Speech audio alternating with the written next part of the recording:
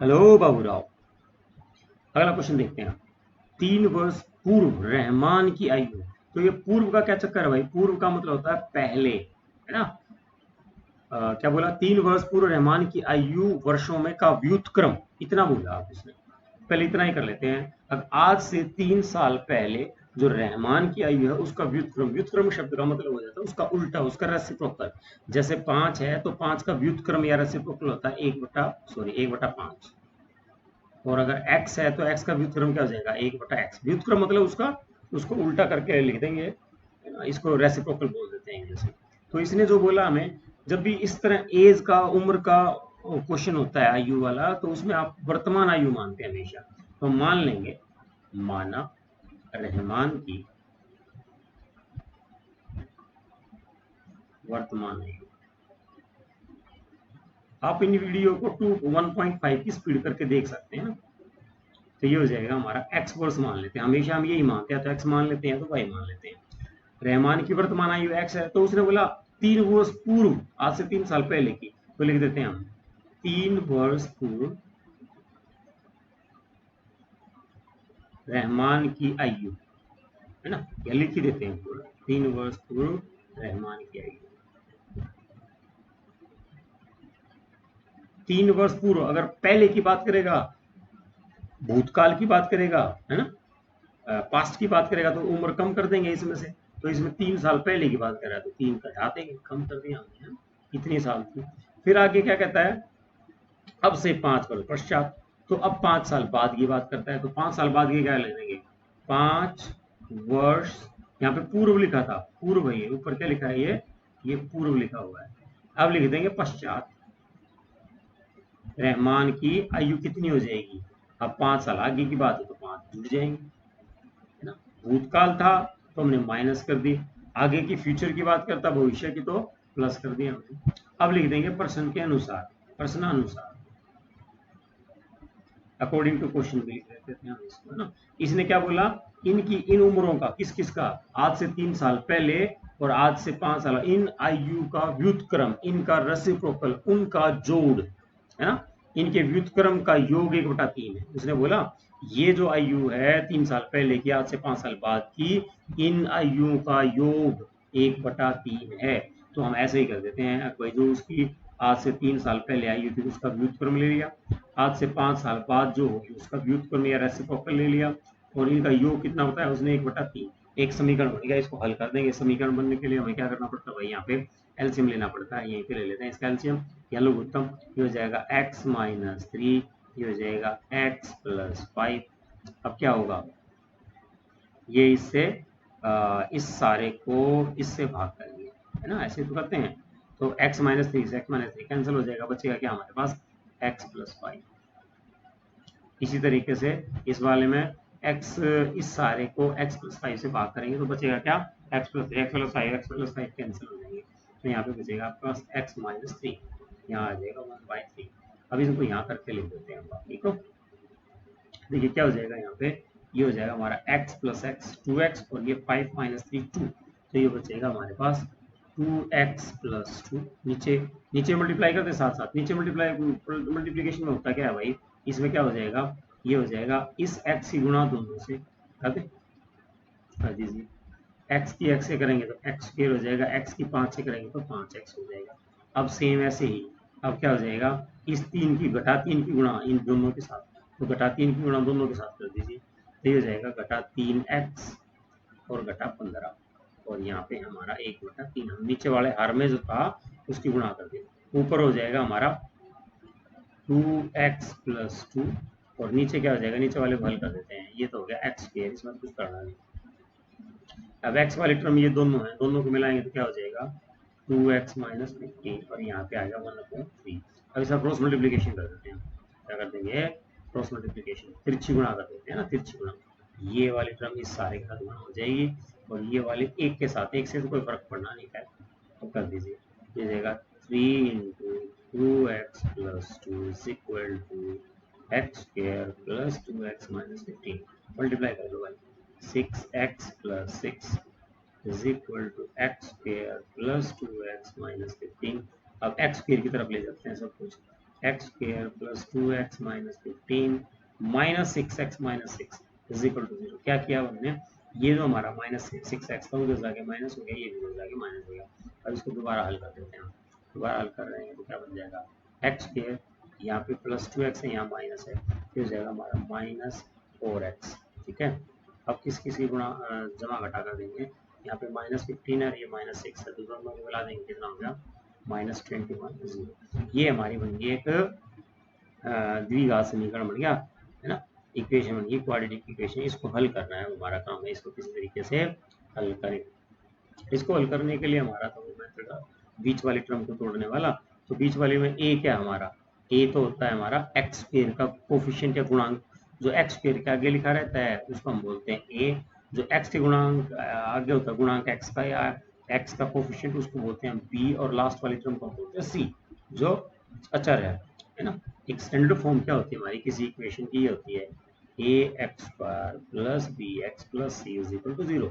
तो उसी हिसाब से आप कंपेयर कर सकते हो, भैया ए की वैल्यू तो हो गया एक्स स्क्वायर के आगे जो लेगा एक, ए की वैल्यू क्या हो गया आपकी एक, बी की वैल्यू क्या हो जाएगी, बी की वैल्यू देखें, बी जो एक्स के आगे है तो माइनस 4 है यहाँ पे बी, तो बी की वैल्यू होगी माइनस 4, और जो सी है हमारा, सी की वैल्यू कितनी आ जाएगी -21। कैसे, तो लास्ट में वो है ना एक कांस्टेंट टर्म बोल दें या इसको हम अचर बोल दें।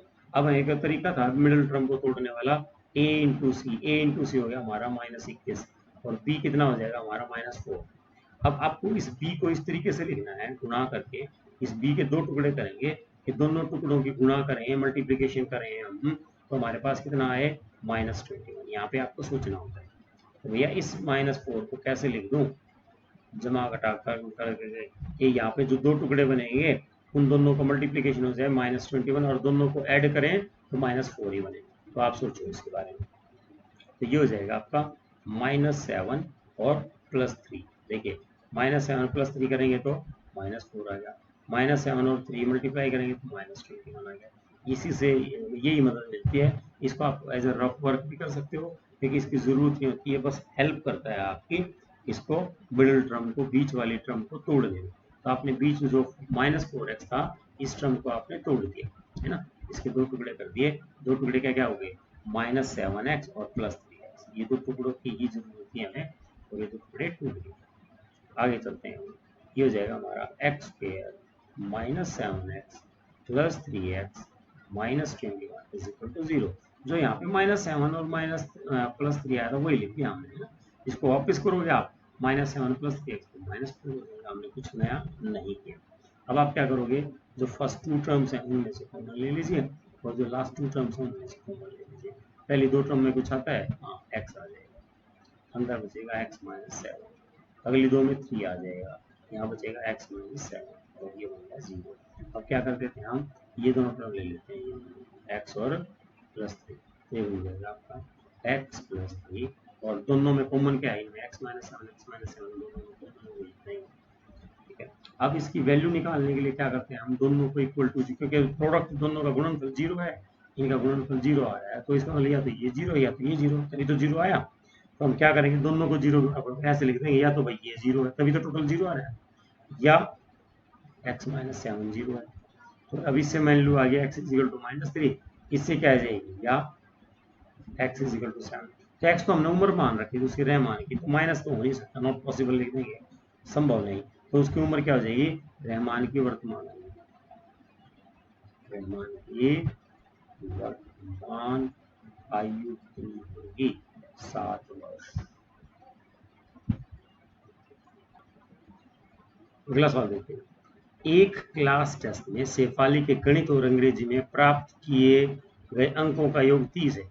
एक लड़की है, शेफाली नाम है, उसने टेस्ट दिया गणित का और अंग्रेजी का, तो उसमें टोटल का उन दोनों को जोड़े, उनके मार्क्स जोड़ दें, मार्क्स जो मिले तो नंबर अंक प्राप्त हुए, उनका जोड़ 30 है। तो हमें क्या पता गणित में कितने आए और इंग्लिश में कितने आए, अंग्रेजी में, तो मान लेते हैं, माना गणित के अंक, पूरा भी लिख सकते हो, माना शेफाली के गणित में प्राप्त अंक, माना गणित के अंक या गणित में अंक, कितने आए थे उसके हमें तो पता नहीं भाई, x, और माना अंग्रेजी में अंक, अंग्रेजी तो सबको पता है भाई, पूरा ही लिख देते हैं। अब दोनों का जोड़ 30 था भाई, ये दो सब्जेक्ट हैं, दोनों का जोड़ कितना है 30 है। इसमें एक में पहले सब्जेक्ट में गणित में एक्स मान लेते, ये क्या हो जाएगा, एक काम करते हैं इसको उधर ले जाएंगे, इसको उधर ले जाऊँ तो ये जाके माइनस हो जाएगा। तो ये जो 30 दूसरा सब्जेक्ट है इंग्लिश, इसमें कितना हो जाएंगे 30 माइनस एक्स, क्योंकि दोनों का जोड़ कितना है, दोनों का जोड़ 30 था, तो एक के हो जाएंगे एक्स, दूसरे के हो गए 30 माइनस एक्स। आगे इसकी बात सुनते हैं। इसने बोला यदि उसको गणित में 2 अंक अधिक और अंग्रेजी में 3 कम मिलते तो उनके अंकों का गुणनफल 210 होता। अब बोला जितने मिले हैं अभी फिलहाल उसको एक्स मिले हैं गणित में, अंग्रेजी में 30 घटा एक्स मिले हैं। अब वो कहता है अगर मान लो गणित में 2 ज्यादा कर दो अधिक और अंग्रेजी में 3 कम कर दो, तो जो नए नंबर हैं जो ये अधिक वाले गणित में 2 अधिक और इसमें इंग्लिश में 3 कम, तो उनका गुणनफल प्रोडक्ट कितना हो जाएगा 210। अब लिखते हैं प्रश्नानुसार, सीधा सीधा लिख सकते हैं हम ना, according to question. According to question क्या लिख देंगे, बोला भाई गणित में तो 2 अंक अधिक कर दो, तो गणित के पहले एक्स थे तो आपने क्या किया गणित के एक्स प्लस 2 कर दिए, ठीक है। और बोला अंग्रेजी में 3 कम कर दो, अंग्रेजी में 3 कम कर देते हैं। पहले कितने थे, पहले थे 30 घटा एक्स थे अंग्रेजी के, है ना, इंग्लिश में 30 माइनस एक्स थे, तो 3 कम करेंगे तो क्या कर दूंगा -3 कर दूंगा, ये -3 कर दिया। अब इसको हल करो क्या हो जाएगा 30 घटा में 3, है ना, तो कितना हो जाएगा 27 माइनस एक्स, क्या आगे, तो भाई ये हो गया 27 माइनस एक्स। हमने क्या किया गणित में 2 अंक बढ़ा दिए और अंग्रेजी में 3 अंक कम कर दिए, तो उनका गुणनफल कितना होना चाहिए 210 होना चाहिए। अब इसको हल कर देते हैं, थोड़ा सा करें। अब वही है तरीका, क्या एक्स की गुणा किसे करेंगे, दोनों से करें, कर दीजिए। ये हो जाएगा 27x माइनस एक्स स्क्वायर। अब क्या करेंगे इस 2 की मल्टीप्लीकेशन सारे से कर देते हैं, कर दीजिए। ये हो जाएगा 54x 2 और 27 है ना, 54 सॉरी सिंपल 54 और minus 2x is equal to 210। अब सारे को हल कर देते हैं, सारे को हल करके देखें एक बार, पहले लिख दिया मैंने माइनस एक्स स्क्वायर, यहाँ पे 27x है, यहाँ पे 2 है, ये जमा का है ना, ये तो माइनस प्लस 27x है, ये -2 है, तो क्या हो जाएगा हमारा जमा का 25x, ठीक है, और जमा 54 और घटा 210, इसको अच्छे से लिख लेते हैं, एक्स स्क्वायर घटा का है वही, और जमा 25x, इसको भी लिख लेते हैं। 210 में से 54 घटा दीजिए आप, तो 10 में से 4 गए 6 और यहाँ बचेंगे 0, 10 में से 5 गए 5, यहाँ बच गया 1, तो ये बचेगा हमारा घटा 156। अब एक चीज देखिए आप, ये जो हमारा एक्स स्क्वायर है, एक्स स्क्वायर के आगे कभी भी माइनस नहीं होता है ना, इसका कोफिशिएंट कभी माइनस नहीं होता, पॉजिटिव होता है, तो हम इसको पॉजिटिव करें। इसको पॉजिटिव करने के लिए क्या करना पड़ेगा आपको, पूरी की पूरे समीकरण को, पूरी इक्वेशन को घटा 1 से गुणा करेंगे, -1 से मल्टीप्लाई करेंगे तो ये हो जाएगा प्लस, या सिंपल भाषा में ये कह दें कि इसके सबके निशान बदल दो पूरे समीकरण के, है ना, तो ये हो जाएगा प्लस, ये माइनस और ये प्लस, तो हम लिख देते हैं इसको ऐसे, ये बन गया हमारा समीकरण x square minus 25x plus 156 is equal to 0। अब फिर उसी तरफ चल पड़ते हैं हम, है ना, समीकरण होता है हमारा A X square plus B X plus C is equal to 0।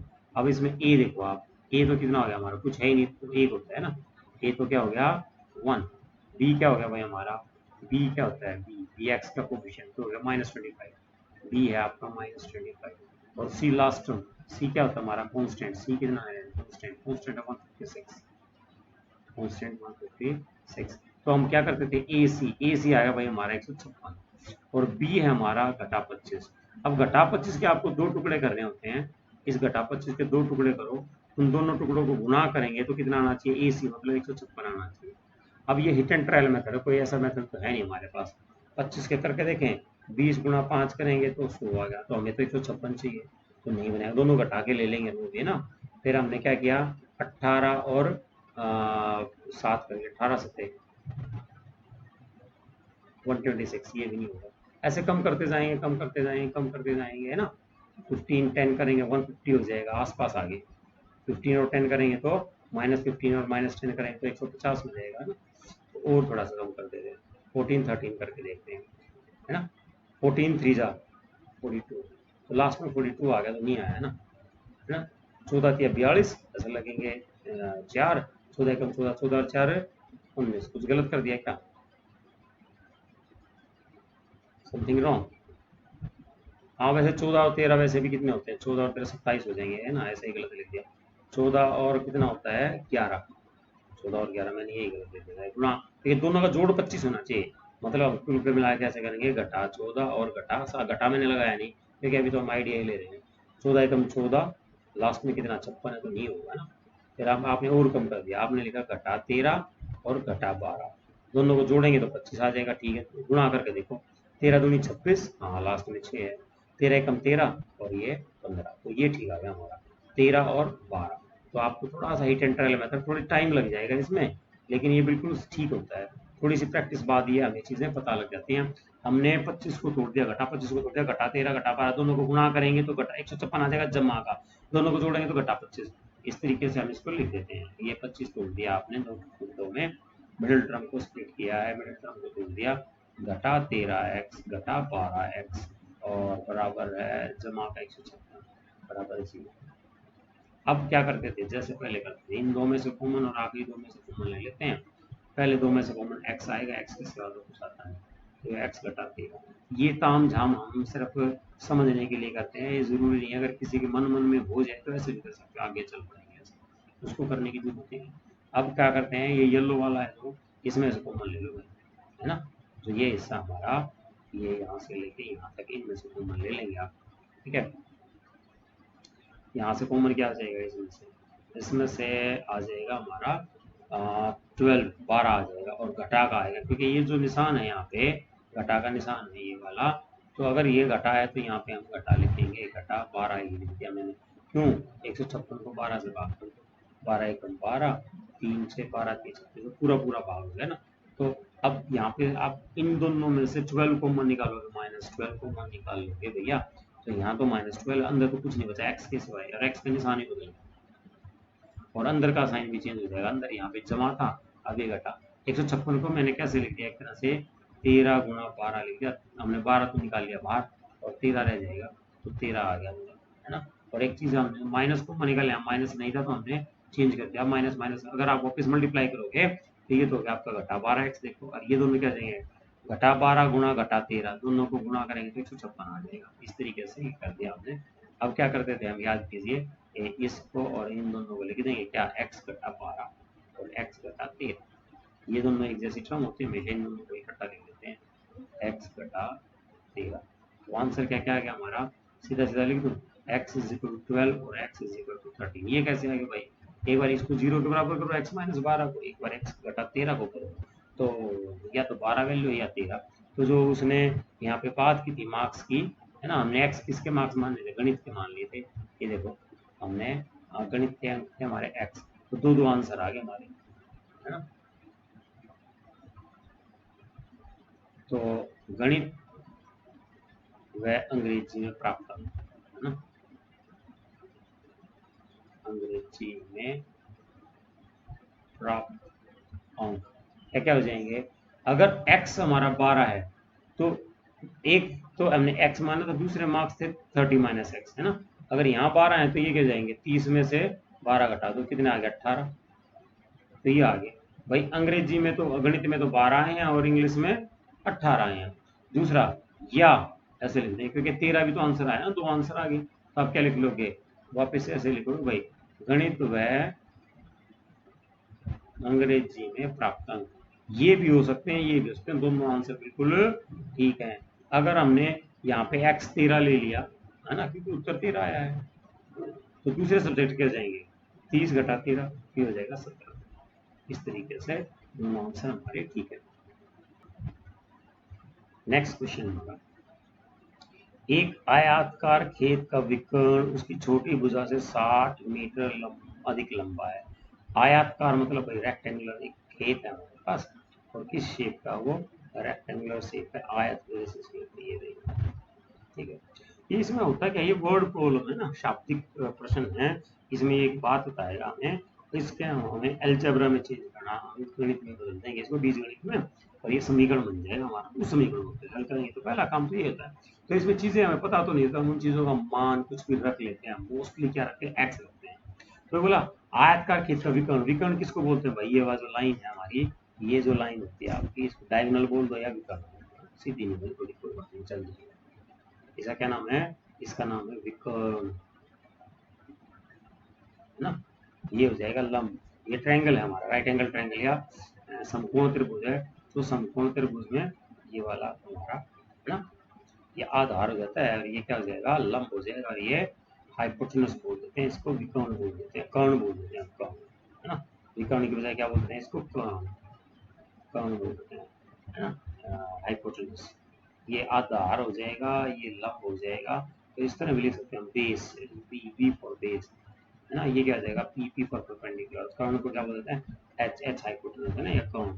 तो जब आयत होता है तो उसमें इसको विकर्ण बोल देते हैं, बात वही है। लेकिन है हमारा यहाँ पे राइट एंगल ट्रायंगल। इसका अगर आप नामकरण कर दो ए बी सी डी, तो हम एक काम करते हैं, इसमें एक हम त्रिभुज की बात करेंगे। इसमें भी त्रिभुज लेगा है, तो ये इसने बात तो किसकी की, आयत की थी। लेकिन हम क्या करेंगे, इसमें त्रिभुज है। तो इसने बोला आयताकार खेत का विकर्ण उसकी छोटी भुजा से 60 मीटर लंबा है। तो छोटी भुजा कौन सी होती है, लंबाई को हम बड़ा मान लेते हैं, चौड़ाई को छोटा। वैसे जरूरी नहीं होता ऐसा कुछ, इस तरह हो। तो आप लंबाई को माना चौड़ाई x मीटर, माना चौड़ाई कितनी मान लेंगे हम, चौड़ाई को मान लोगे आप x मीटर। अब इसके अनुसार कर लेते हैं जो इसने बोला। अब भाई आयतकार खेत का विकर्ण उसकी छोटी भुजा से 60 मीटर लंबा है। तो जो ये विकर्ण है ये क्या है, जो छोटी भुजा उसे 60 मीटर ज्यादा है। तो छोटी भुजा x मान ली, तो ये कितना हो जाएगा, छोटी भुजा से 60 ज्यादा, मतलब इसका मान हो जाएगा x जमा 60 मीटर। ये हो गया विकर्ण हमारा, ठीक है। इन चीजों का आप यहाँ भी लिख सकते हो। अब भाई h का जो मान है हमारा, h कितना आ गया, x प्लस 60 आ गया। और ये कितना था हमारा परपेंडिकुलर, ये था हमारा सिंपल x था ये हमारा। और आगे आगे पढ़ लेते हैं। फिर कहता है यदि बड़ी भुजा छोटी भुजा से 30 मीटर अधिक है। जो बड़ी भुजा है, बड़ी भुजा कौन सी हो जाएगी, ये वाली हो जाएगी बड़ी भुजा ए बी। ए बी छोटी भुजा बी सी से 30 मीटर अधिक है। विकर्ण को तो हमें पता लगा ए सी है विकर्ण हमारा। विकर्ण क्या है इसमें, ए सी हमारा विकर्ण है। तो हम यहाँ भुजा लिख लेते हैं, छोटी भुजा से 30 मीटर ज्यादा, मतलब ये हो जाएगा x मीटर, x प्लस 30। ये हमारी होगी लंबी वाली भुजा जो इसने बताया। अब कहता है खेत की भुजाएं याद करो। तो ये सारी भुजाएं पता लग गई हमें। ये वाली कितनी है भाई हमारी, x प्लस 30। वही बात है ना, वहाँ पे हमने आयत में एक ये डायगोनल ड्रॉ कर देंगे, डायगोनल या विकर्ण। तो ये एक त्रिभुज बन जाएगा। इस त्रिभुज में हम कौन सी थ्योरम लगा देंगे, पाइथागोरस थ्योरम लगाएंगे इसमें, है ना। राइट एंगल ट्रायंगल है, पाइथागोरस थ्योरम लगा देंगे तो हमारे को x का मान पता लग जाए। पाइथागोरस थ्योरम होती क्या है भाई हमारे, ये होती है हमारी, याद करो, पी स्क्वायर परपेंडिकुलर का स्क्वायर और बी आधार का बी का स्क्वायर बराबर एच मतलब हाइपोटेनस का स्क्वायर है ना।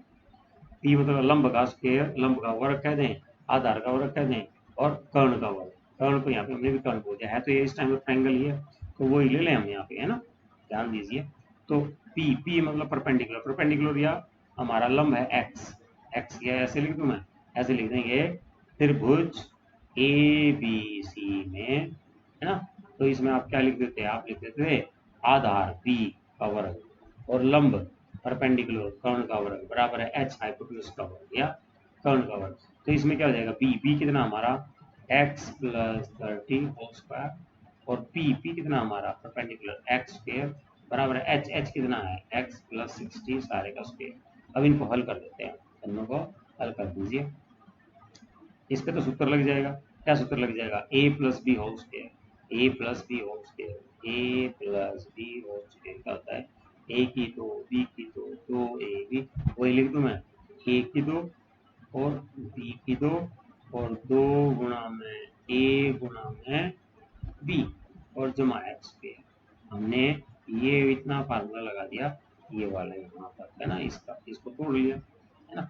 ये जो था हमारा ये वाला इतना, इसको हमने कन्वर्ट कर दिया इस फार्मूले की मदद से। ए का स्क्वायर ये हो गया, बी का स्क्वायर ये हो गया, 2ab ये लिख दिया और ये एक्स अलग था ये लिख दिया।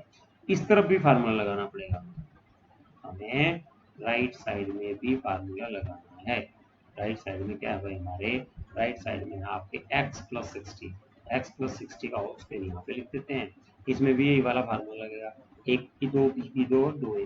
तो ए की दो मतलब x स्क्वायर, बी की दो मतलब 60 का square, 2 into A into B ऐसे लिख दिया।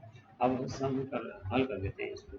ये हो जाएगा हमारा x स्क्वायर प्लस 900, 30 का स्क्वायर है ना वर्ग, और ये कितना हो जाएगा जमा में 60x plus x square.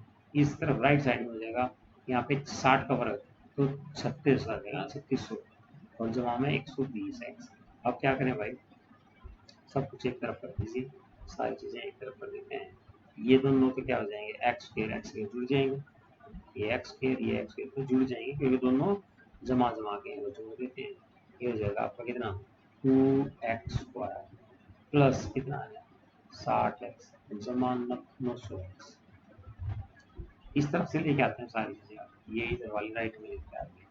X square घटा का 3600 घटा का और 130 एक्स घटा का बराबर है 0। अब कुछ काटा पीटी कर दो, कटता है तो देखिए यहाँ पे तो क्या है 2x स्क्वायर है, यहाँ पे 1x स्क्वायर घटा का, तो हमारे पास क्या बच जाएगा भाई एक्स स्क्वायर बच जाएगा, है ना। इसी तरीके से अब इसके बाद तो ये 60x है, 120x माइनस का, तो फिर तो बचेगा क्या हमारे पास बचेगा -60x। इसी तरीके से हम बात ये एक्स नहीं है यहाँ पे 9 है ना। तो इस तरफ कितना हमारा ये अलग कलर ले लेते हैं, ये हो गया हमारा 3600 घटा का, ये 900 जमा का, है ना। तो 3600 में से 900 माइनस कर दो भाई, तो कितने बच जाएंगे हमारे 2700 माइनस 2700, ये हमारे बन गया एक समीकरण। इस समीकरण का वही वाला काम करेंगे, बीच वाली टर्म को तोड़ देंगे, ए बी सी, है ना। कोई भी समीकरण किसमें होता मानक रूप होता है ax square plus bx plus c equal to 0। तो ए सी निकालते हैं हम, ए सी क्या हो जाएगा हमारा, ए हो गया हमारा 1, बी हो गया हमारा -60, सी हो गया हमारा -2700, है ना। तो ए सी क्या होगा भाई हमारा, ए सी हो गया -2700 2700 है ना, ये ए सी। और बी कितना हमारा, बी -60 है, -60 के दो टुकड़े कर दीजिए आप, यहीं पे आपको थोड़ा सोचना है। इन दो टुकड़ों को गुणा करें तो कितना आना चाहिए घटा 2700, और दोनों टुकड़ों को जोड़ दूं मैं अगर कितना आना चाहिए घटा 60, तो आप सोच लीजिए बताइए जल्दी। इसमें आप पॉज करके सोच सकते हो। तो यहाँ पे आ जाएगा आपका -90 और यहाँ आ जाएगा 30। ये जरूरी नहीं हम इसी मेथड से करें, ये हम फैक्टराइजेशन या गुणनखंड विधि कर रहे हैं। इसके अलावा आपके पास क्वाड्रेटिक फार्मूला है, क्वाड्रेटिक सूत्र विधि है, एक वर्ग पूरा करने वाली कंप्लीटनेस के किसी से कर सकते हैं। मुझे ये सबसे आसान लगता है इसलिए मैंने इससे की।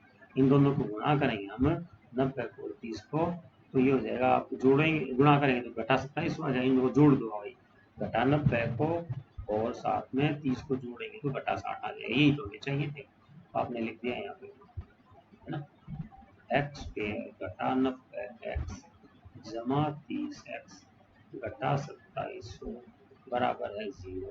तो ये क्या होगा भाई हमारा इतना, और पहले दो और आगे दो में से कॉमन ऐसे ही करते हैं, पहले दो में से कॉमन क्या आ जाएगा x आ जाएगा, अंदर बचेगा x -90, आप ये दो में से कितना कॉमन आ जाएगा 30, अंदर रहेगा x -90। कैसे भाई 2700 है, 2700 कैसे लिख दोगे आप, 2700 क्या लिख दोगे 30 गुना में 9, है ना। 3 नेम, अच्छा ये मैं गलत लिख दिया थोड़ा, 30 गुना 90, 30 गुना 90 लिखेंगे तो 2700 आ जाएगा, 30 कॉमन निकालोगे तो 90 ही बचेगा, है ना। तो इसलिए लिख दिया इज इक्वल टू 0। तो x प्लस 30 लिख देंगे और x माइनस 90, x प्लस 30 और x minus 90 is equal to 0। अब x का मान कैसे, या तो ये 0 या तो ये 0, तो टोटल आंसर जो गुणा 0 है, तो आप क्या लिख दोगे x plus 30 is equal to 0, या फिर क्या है भैया x minus 90 is equal to 0। तो यहाँ पे x का मान आ गया -30 और यहाँ x का मान आ गया 90। तो x था क्या भाई हमारा, एक्स इस सवाल में हमारी भुजा थी, तो जो भुजा त्रिभुज की किसी भी चीज की भुजा वो घटा के तो हो नहीं सकती, तो इस आंसर को हम सीधे से नकार देंगे, खारिज कर देंगे, तो असंभव है। तो हम छोटी भुजा एक्स हमने क्या माना था याद करो, ये तो आपने माना था सबसे छोटी भुजा, ये माना था इससे 30 ज्यादा, और जो विकर्ण था वो माना था हमने इससे कितना ज्यादा था 60 ज्यादा शायद, है ना। ये तो है, देखिए 30 60 है ना, तो ऐसे ही वैल्यू निकाल देंगे सबकी। तो ये तो हो गया हमारा 90 भाई, और ये हो जाएगा 90 जमा में 30,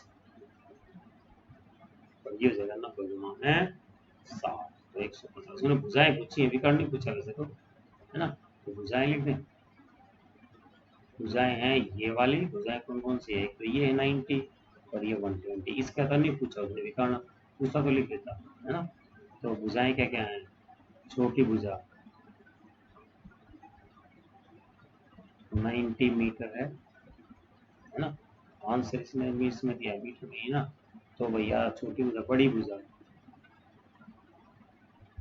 थोड़ा सा अच्छा लिख दिया, बड़ी भुजा अब इसने विकर्ण पूछा नहीं हमसे, अगर विकर्ण पूछता तो वो लिख देते 150 है ना। ये वाला जो विकर्ण है हमारा 150 मीटर। अगला क्वेश्चन देखिए, दो संख्याओं के वर्गों का अंतर 180 है।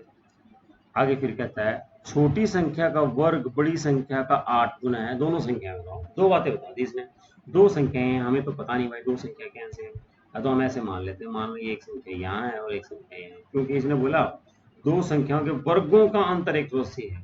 एक संख्या दो संख्या, वैसे तो हम इसमें हमारे इसका पाठ का नाम है द्विघात समीकरण, तो इसमें आप जो चर लेंगे या वेरिएबल होगा, या तो एक्स लेंगे या तो वाई, लेकिन कई बार ऐसे करते हैं हम एक्स भी मान लेते हैं वाई, है ना।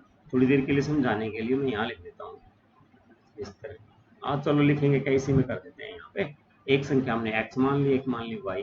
इसने बोला दोनों के वर्गों का अंतर, तो इसका अंतर और इनका वर्गों का अंतर 180 हो जाए। तो यहाँ पे बिल्कुल स्पष्ट है कि भैया x बड़ी है ना। जो संख्या x है वो बड़ी है और y छोटी, क्योंकि इसका स्क्वायर में से घटाएंगे तो 180 है। फिर आगे इसने एक बात और बता दी हमें, ये वाली छोटी संख्या का वर्ग, क्या कहता है यहाँ पे, छोटी संख्या, ये जो बोला इसने, छोटी संख्या का वर्ग बड़ी संख्या का 8 गुना है। छोटी संख्या का वर्ग, छोटी संख्या क्या हमारी, ये छोटी है यहाँ पे ना, छोटी संख्या है ये, और ये इधर वाली कैसी है, ये बड़ी संख्या है, ये बड़ी संख्या है आपकी। तो इसने बोला छोटी संख्या का वर्ग मतलब वाई स्क्वायर, है ना, बड़ी संख्या का 8 गुना है, बड़ी संख्या का 8 गुना है, ये बता दिया इसने, है ना। तो ये दो बातें बताई हैं। अब इन दोनों की मदद से हम एक समीकरण बना लेंगे, मतलब कि हम एक काम कर लें, वाई स्क्वायर का मान यहाँ पे रख देंगे, हमारा द्विघात समीकरण बन जाएगा। लेकिन लिखे होगे कैसे आप, माना संख्याएं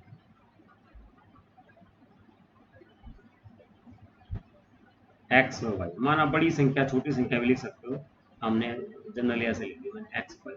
तो प्रश्न अनुसार लिख दूं अकॉर्डिंग टू क्वेश्चन, जो ऊपर लिखा वही लिख देंगे कि भैया उनके वर्ग का अंतर, उनके स्क्वायर का डिफरेंस कितना है, x square minus y square 180 degree, 180 degree 180 sorry. एक बात ये दो होगी हमारे ना, इसको तो यहीं लिख देते हैं। फिर दूसरा क्या है, फिर यहाँ पे दूसरी बात ये वाली आ गई, दूसरा ये वाला आ गया, छोटी संख्या का वर्ग, छोटी संख्या का वर्ग बड़ी संख्या का 8 गुना है, बड़ी संख्या का 8 गुना है, ये सेकंड आ गया। दोनों का यूज कर लेते हैं, दोनों का यूज क्या करोगे आप, वाई स्क्वायर का मान, जो ये वाई स्क्वायर है हमारा यहाँ पे, इस वाई स्क्वायर की वैल्यू कहाँ से ले लें, यहाँ से ले लेंगे 8x, है ना। तो आप यहाँ पे लिख दोगे एक बात छोटी सी, समीकरण 1 व 2 द्वारा, क्या लिख देंगे हम, समीकरण 1 व 2 द्वारा, दोनों का यूज कर लेंगे, using equation first and second, है ना, ऐसे बोल सकते हैं इसमें। तो भैया ये क्या बन जाएगा आपका x square minus y square की जगह ये लिख देते हैं 8x इज इक्वल टू 120। इसको अगर अच्छे से लिख देंगे तो क्या बन जाएगा, x square minus 8x minus 120 is equal to 0। अब तो फिर हमारा समीकरण बन गया, इसको हम तोड़ देंगे, है ना, बीच वाले क्रम को तोड़ने वाला है हमारा फैक्टराइजेशन मेथड। ए सी, ए है आपका 1 है, बी आपका -8 है, सी आपका -180 है, ए सी का मान हमारा घटा 180 आ गया, बी का मान हमारा घटा 8 है, घटा 8 के दो टुकड़े करो भैया, इस तरह होने चाहिए, दोनों टुकड़ों को गुणा करेंगे तो हमारा कितना आ जाए, हमारा आंसर आना चाहिए घटा 180, घटा 180, और दोनों टुकड़ों को जोड़े तो घटा 8 आना चाहिए। सोचिए, आपने सोचा तो ये क्या हो जाएगा आपका घटा 18 और जमा का 10। कैसे भाई, दोनों को जोड़ेंगे तो हमारा कितना आ गया घटा 8, ठीक है। अब दोनों को गुणा कर देंगे तो कितना आ जाएगा घटा 180, बस इतना ही आना चाहिए हमें तोड़ना है इसको। आपने इसको तोड़ दिया, एक्स स्क्वायर घटा 18x जमा 10x घटा 180 बराबर 0। पहले दो में से कॉमन ले लेंगे, आखिरी दो में से कॉमन ले लेंगे। अब लिख दीजिए यहाँ पे x कॉमन आ गया, यहाँ पे x घटा 18 हो जाएगा, यहाँ पे 10 कॉमन आ जाएगा, है ना, अंदर बचेगा x घटा 18 और बराबर 0। तो x जमा 10 और भैया क्या लिख दें x जमा 10 और x घटा 18 बराबर 0। x का मान हो जाएगा घटा 10 और 18। ये पता है कैसे आपको, कोई इसलिए हम बात कर चुके हैं। इसको 0 रखेंगे, इसको 0 रखेंगे, ये मान आ जाएगा। तो जो हमारी संख्याएं हैं घटा की तो हो नहीं सकती, जमा की ले लेंगे हम। तो एक संख्या x जो हमारी दो संख्याएं थी, बड़ी और छोटी है ना, तो माना संख्याएं बड़ी संख्या x है, छोटी संख्या y है। तो बड़ी संख्या तो आपको पता लगी, छोटी संख्या कहाँ से पता लगी? एक काम करेंगे, ये जो समीकरण 2 है y square equal to 8x, इसमें रख देंगे x का मान, है ना। ठीक है, तो बड़ी संख्या तो पता लग गया हमें। बड़ी संख्या क्या है हमारे भैया? 18, x 18। छोटी संख्या कैसे निकालेंगे? छोटी संख्या समीकरण 2 की मदद से, दो द्वारा, दो क्या थी हमारी? Y square is equal to 8x, है ना। तो वाई स्क्वेयर ये सेकंड समीकरण ना, हमारा दूसरा इक्वेशन थी, ये लिख लिया हमने। अब 8x की वैल्यू तो हमें पता है, 8 इंटू एक्स, एक्स है हमारा 18। तो taking square root on both side, मतलब दोनों तरफ वर्गमूल लेने पर, दोनों तरफ वर्गमूल ले लेंगे हम। ऐसे ऐसे करते हैं, ऐसे कर देंगे आप। वाई स्क्वायर इस तरफ भी ऐसे कर दोगे वाई, 8 गुणा 18, इस तरफ तो बाहर निकलेगा वाई, इसमें से क्या कर दो, 8 के टुकड़े कर दें, 8 के टुकड़े कर 2 गुणा 2 गुणा 2, 18 ये क्या लिख दोगे, 2 गुणा 3 गुणा 3, है ना। तो ऐसे सारे लिख देंगे और फिर बाहर जोड़ा बना के वो निकाल देंगे। पता है आपको, छोटी छोटी बातें हैं। ये जोड़ा बन गया, ये जोड़ा बन गया, ये जोड़ा बन गया। तो y का मान आ गया 2 गुणा 2 गुणा 3, तो y आ गया हमारा 2 गुनी 4 ये 12। तो दो संख्याएं होगी हमारी, ये वाली हमारी छोटी संख्या होगी और भाई बड़ी संख्या ये थी, है ना। छोटी संख्या तो पहले थी आपको, छोटी संख्या y थी हमारी और वो आगे 12। अगला सवाल देखिए, एक रेलगाड़ी एक समान चाल से 360 किलोमीटर की दूरी तय करती है। ये भाई हमारा एक डिस्टेंस है, डिस्टेंस दूरी है, यहाँ से रेल चलेगी यहाँ तक आ जाएगी। ये दूरी कितनी है भैया? 360 किलोमीटर। ठीक है, ये ए पॉइंट से बी पॉइंट तक ट्रेन आ गई आपकी। तो एक समान चाल मतलब कोई भी उसकी स्पीड मान लेंगे, हमें पता तो है नहीं। माना ट्रेन की स्पीड, माना रेलगाड़ी की सामान्य चाल, चाल मतलब स्पीड, चाल शब्द का मतलब स्पीड उसकी। माना रेलगाड़ी की सामान्य चाल, इस स्पीड से वो अपनी दूरी तय करते हैं, कितनी है? x किलोमीटर प्रति घंटा। ठीक है, तो हमें ये पता है समय, समय या टाइम का सूत्र क्या होता है भाई? ऊपर लिख देंगे डिस्टेंस और नीचे लिख देंगे स्पीड। यहाँ पे क्या लिखूं मैं? दूरी बटे चाल, एक ही बात। ठीक है, अगर ये ट्रेन यहाँ से शुरू होके यहाँ तक आएगी तो कितना टाइम लगेगा इसको? कैसे निकाल देंगे टाइम? टाइम मतलब कैसे निकालेंगे समय? ऊपर दूरी लिख देंगे, नीचे चाल लिख देंगे। ठीक है, तो ये अब इसमें टाइम कितना लगेगा इसको? अभी जो बात करें हम सामान्य चाल से, इस चाल से टाइम लग जाएगा इसको। टाइम कितना लगेगा भाई? टाइम पहला मान लेते हैं, टाइम 1। दूरी कितनी है? 360 किलोमीटर ट्रेन जाएगी, यहाँ से शुरू करेंगे, यहाँ से शुरू करेंगे यहाँ तक 360 किलोमीटर। और समय स्पीड कितनी है इसकी? एक्स है, तो नीचे स्पीड लिख देते, इतना टाइम लग जाएगा। अगर ये एक्स की स्पीड से चलेगी, यहाँ से यहाँ तक का टाइम लगेगा इसको 360 अपॉन एक्स, है ना। इतना टाइम, ये मतलब टाइम। अब इसकी बात कर लेते हैं आगे। इसने बोला यदि यह चाल 5 किलोमीटर प्रति घंटा अधिक होती तो वह उसी यात्रा को 1 घंटा कम समय लेती। अब हमने स्पीड बढ़ा दी, है ना।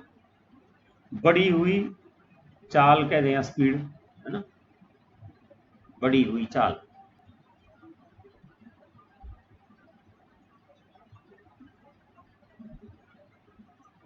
बढ़ी हुई चाल कितनी बढ़ गई? 5 किलोमीटर। तो जो बढ़ी हुई चाल है, इंक्रीज्ड स्पीड है, उसकी ये बढ़ी हुई स्पीड है। अब हमने स्पीड बढ़ा दी ट्रेन की। ठीक है, तो इंक्रीज्ड स्पीड का टाइम मान लें, अब दूसरा टाइम कितना आ गया? टाइम तो बदलेगा जब आप यहाँ से यहाँ तक आप स्पीड बढ़ा दोगे ट्रेन की, तो भाई टाइम तो अलग हो जाएगा। अब टाइम कितना हो गया? टाइम का सूत्र वही है, ऊपर तो डिस्टेंस लिख देंगे। डिस्टेंस कितना है? डिस्टेंस तो चेंज होगा नहीं, 360 ही रहेगा। स्पीड चेंज होगी, स्पीड होगी एक्सप्रेस। तो एक टाइम ये है, एक टाइम ये, दोनों टाइम को फोकस कीजिए। ये एक्स स्पीड के साथ था और दूसरा वाला टाइम है जो हमारा, ये x प्लस 5 के साथ है। स्पीड कहाँ पे ज्यादा है? स्पीड यहाँ पे ज्यादा। एक बात सोचिए आप मन मन में कि अगर हमारी स्पीड ज्यादा होगी तो टाइम कम लगेगा, अगर हमारी स्पीड कम ज्यादा होगी तो समय कम लगेगा, और स्पीड कम होगी तो समय ज्यादा लगेगा। तो भैया यहाँ पे समय ज्यादा लगेगा, इधर समय ज्यादा कहाँ लगेगा, है ना, ऐसे लिख दूं, समय ज्यादा लगेगा। यहाँ पे लिख दूं समय कम, सीधा सा रीजन है भैया, क्यों, यहाँ पे स्पीड कम थी तो ज्यादा टाइम लग गया, यहाँ पे कम समय लगा करके स्पीड ज्यादा कर दी। अब यहाँ पे लिख दो आप प्रश्न के अनुसार अकॉर्डिंग टू क्वेश्चन, एक तो स्पीड ये है हमारी, एक तो समय ये हो गया, और एक समय मैंने ये लिख दिया, दोनों समय ही तो हैं। अब उसने बोला 1 घंटा कम लेती अगर इस स्पीड से चलेगा x+5 से चलेंगे, हम यहाँ से यहाँ ये बढ़ी हुई चाल x+5 से चलेंगे तो ये वाला टाइम 1 घंटा कम है। तो दोनों समय है, ये भी समय है ये भी समय है, कम कौन सा है, x+5। अब जैसे इस तरह हो गया, मान लो ये तो 5 है ये 4 है, भैया ये तो कम टाइम है, इधर वाला टाइम ये कम है, तो हमें क्या करना पड़ेगा, बराबर करना पड़ेगा, क्यों, क्योंकि बीच में आपने बराबर का निशान लगा दिया। तो आप करोगे क्या, इसमें आप +1 कर दोगे अपने आप से ही, क्यों, किसने बोला 1 घंटा कम लेगी ये वाली ट्रेन, जो x+5 जिसकी स्पीड है वो 1 घंटा कम लेती है, किससे, x वाली स्पीड से। तो यहाँ पे टाइम कम था, है ना, टाइम कम है ये, तो हमें क्या करना पड़ेगा, बीच में बराबर का निशान है, तो इसको इक्वल करने के लिए आपने यहाँ पे जोड़ दिया। या एक सीधा सा फंडा याद रखिए, जिसका डिनोमिनेटर या जिसका हर बड़ा होगा उसी में जोड़ देंगे, क्योंकि हर बड़ा होने का मतलब वो जो वैल्यू होगा हमारी कम हो जाएगी, तो बराबर करना है आपको, तो इसमें प्लस कर दिया। अब इसके बाद क्या करते हैं, इसके बाद कॉमन ले लेते हैं, हम कहते हैं इसको उठा के इस तरफ ले आओ। अब क्या करोगे आप, 360/x, अब ये समीकरण बन चुका। ये जो वर्ड प्रॉब्लम है, शाब्दिक जो प्रश्न होते हैं, इनमें हमें पहले तो भैया क्या करना है, इसको पढ़ के इसको एल्जेब्रा या बीज गणित में लिखना है, इस तरह लिख दिया समीकरण बना देंगे। अब समीकरण को अलग करो, दो बात होगी अलग अलग। अब क्या करते हैं, हम यहाँ पे कॉमन ले लेते हैं, जो कॉमन है वो निकाल दीजिए। कॉमन कितना आ गया भैया, 360 आ गया, तो क्या बचेगा 1/x, यहाँ क्या बचेगा x+5, ये हो जाएगा 1। अब क्या करना चाहिए, इसके अंदर वाले का एलसीएम ले लो, ले लेते हैं एलसीएम। बीच में ये निशान तो आपको लगाने चाहिए ना नेक्स्ट स्टेप के। यहाँ पे क्या आ गया अंदर, x × x+5, यहाँ हो जाएगा x+5, बीच में घटा का निशान है ये वाला, है ना, घटा का निशान हम पे घटा लगा देंगे, अब ये कितना हो जाएगा घटा x से x कट गया, यहाँ पे बचेगा 1। अब थोड़ा सा हिसाब किताब लगा दीजिए, अंदर ऊपर तो कितना हो गया 360 × 5, नीचे क्या हो जाएगा x × x+5 बराबर है 1। अब क्या करना चाहिए, ये वाली टर्म इधर आ जाएगी, तो यहीं पे कर देते हैं हम सवाल को आगे। ऊपर वाले तो इसको गुणा कर दो भाई, 360 के साथ गुणा कर दें, 5 0 0, 5 6 30, ऐसे लगेंगे 3, 5 3 15, 15 और 3 हो गया 18, और उधर कितना हो जाएगा, उधर ये वाली जो चीज आएगी गुणा कर दें साथ साथ, ये होगा x² जमा में 5x, समीकरण पूरा बना देते हैं हम, x² जमा 5x घटा 1800, ये घटा गया, ये बन गया आपका समीकरण। अब इसको हल करना है, हल करने के 3 तरीके हैं हमारे पास। हम ज्यादातर मुख्यतः किस पे निर्भर रहे हैं या किस तरह से सोचते हैं, फैक्टराइजेशन गुणनखंड विधि से करते हैं। ए सी कितना आ गया, सीधा सीधा लिख दें, ए का मतलब होता है एक्स के गुणांक, सी होता है आखिरी वाला अचर या कांस्टेंट, तो A1 है, C -1800 है, घटा 1800 है, तो दोनों गुणा करेंगे तो 1800। बी कितना भैया 5, 5 के 2 टुकड़े कर दो, 5 के 2 टुकड़े करो, पहला टुकड़ा और साथ में गुणा दूसरा टुकड़ा, दोनों की गुणा करो तो कितना आना चाहिए, घटा का 1800 आना चाहिए, घटा का 1800 आना चाहिए, बड़ा सा लिख देता हूँ, ठीक है।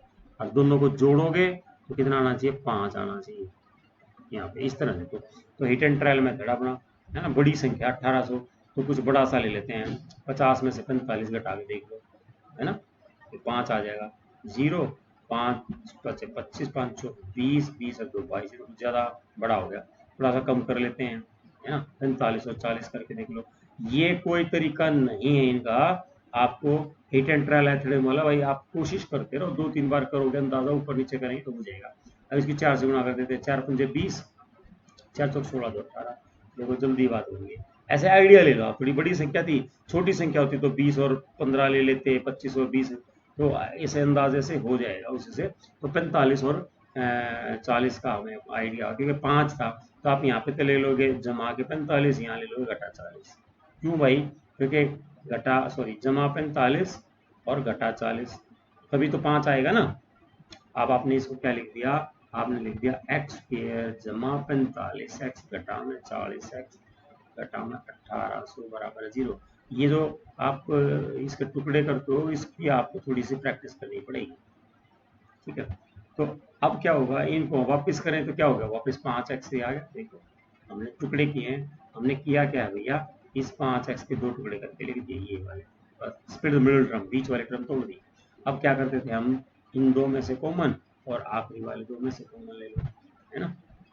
ये क्या आ गया हमारा, x आ गया इसमें, तो अंदर बचेगा x जमा 45 और यहाँ से कॉमन क्या आ जाएगा, सीधा सीधा लिख दूं 40 आ जाएगा। कैसे, 1800 को 40 से भाग करो हो जाएगा ना, 40 का पड़ा 4 पे, 40 चौका 160, 20 40 पंजे तो 45 आएगा पूरा ना। तो 40 कॉमन निकाल लिया।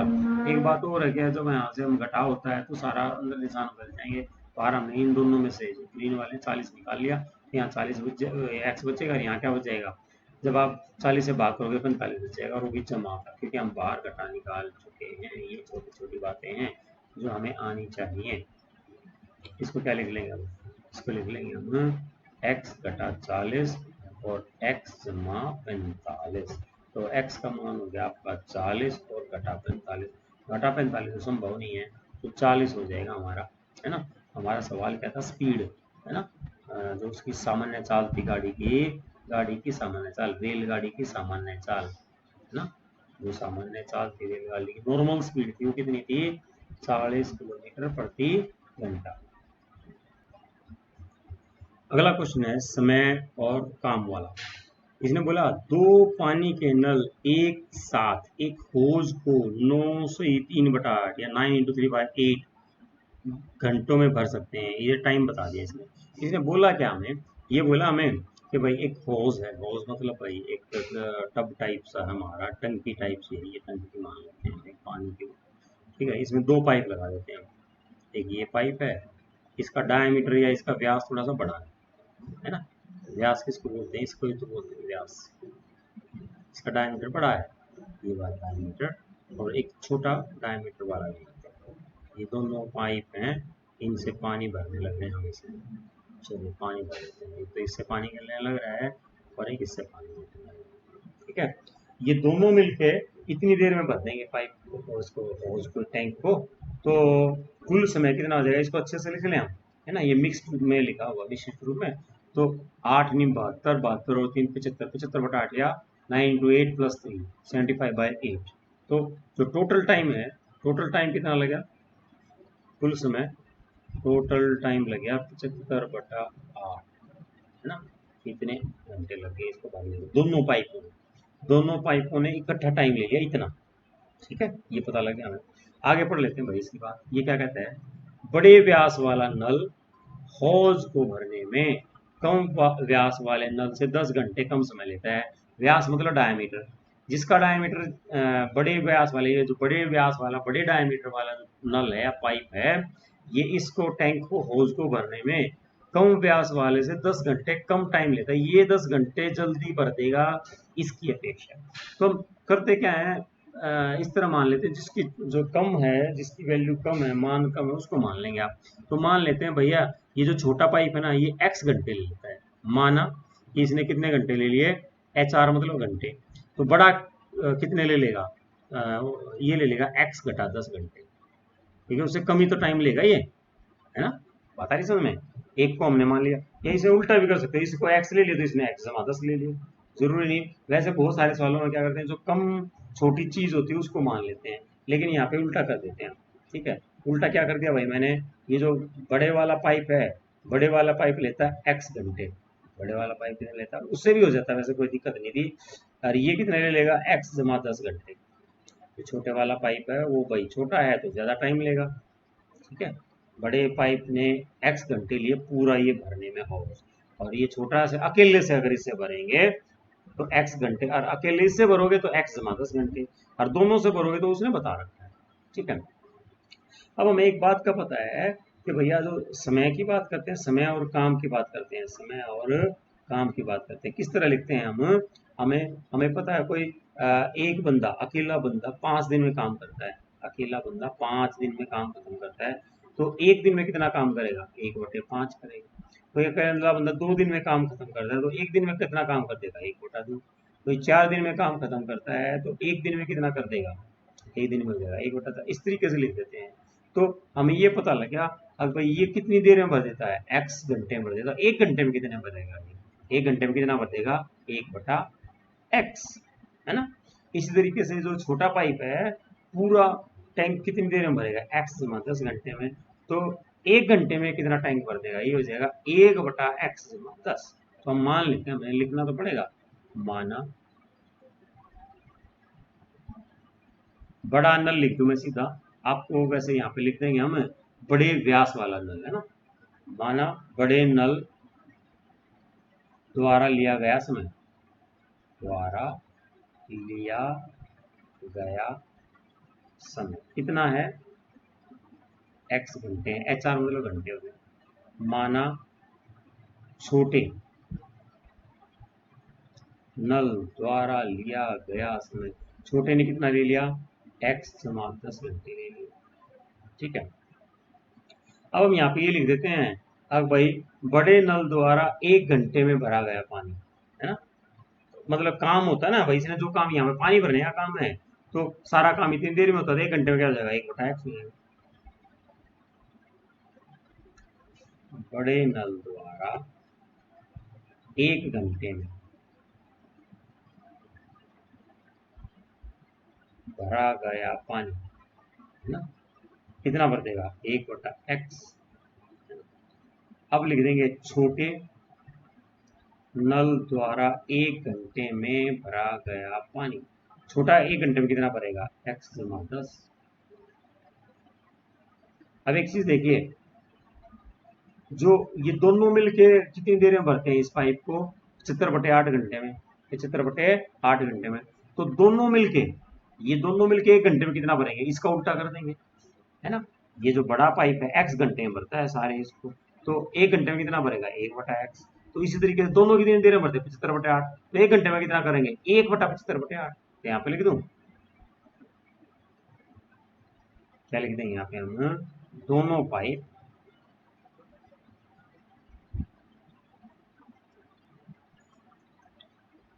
दोनों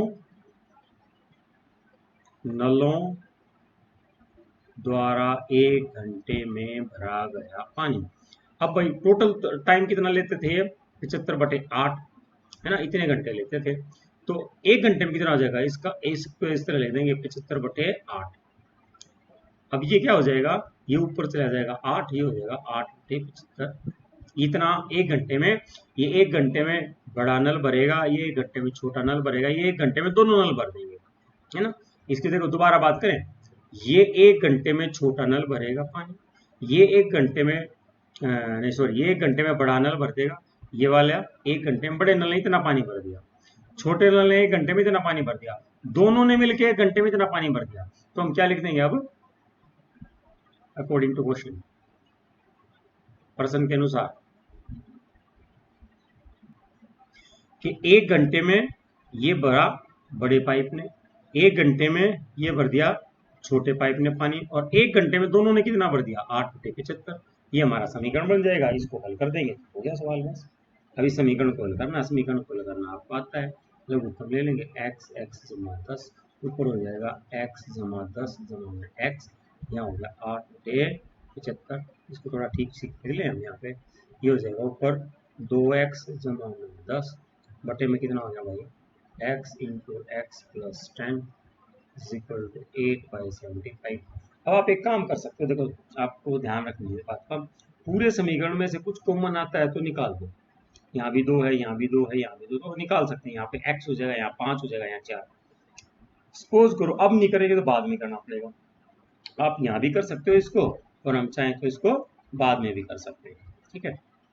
चलिए हम बाद में कर लेंगे इसको, यहाँ पे ऐसे करते जाएंगे। तो अब तिरछी गुणा कर देते हैं हम, क्या कर देंगे इसकी, ये तिरछी गुणा ये इसके साथ हो जाएगी और ये इसके साथ कर दीजिए, ये हो जाएगा 75 गुणा में 2x जमा 10, और उधर हो जाएगा 8x गुणा में x जमा 10, ठीक है।